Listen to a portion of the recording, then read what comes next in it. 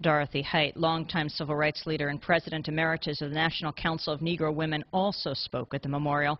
She fought for equal rights for both African Americans and women, beginning from the time she joined the national staff of the YWCA in 1944. Dorothy Height served as president of the National Council of Negro Women for 40 years. During the 60s, she organized Wednesdays in Mississippi's, which brought together black and white women from the North and South to create a dialogue of understanding.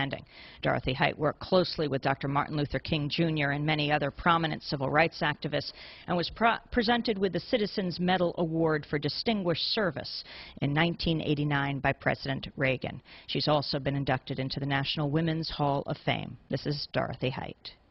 I know that I express the feelings of all of us, but at the same time, the only tribute that I could think of was to share with you what Rosa Parks I heard say 50 years ago, shortly after, toward the end of the boycott. She was answering the question, why did she do what she did?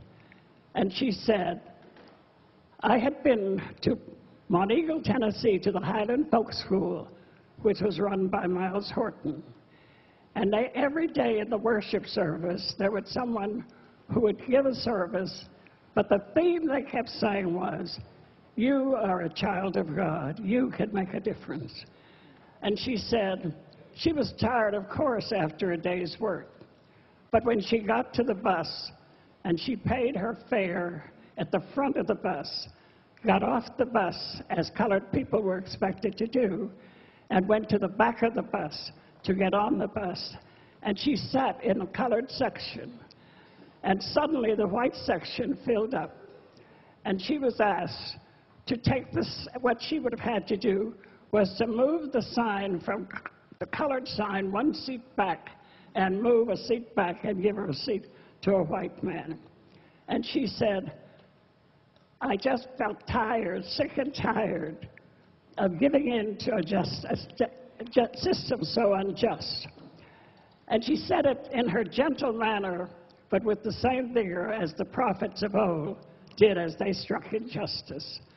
And she said, suddenly it seemed to her that she could hear a small voice saying, Rosa Parks, you're a child of God. You can make a difference. And so she remained in her seat. And what a difference she made. What a difference she made for the United States of America, not just for herself.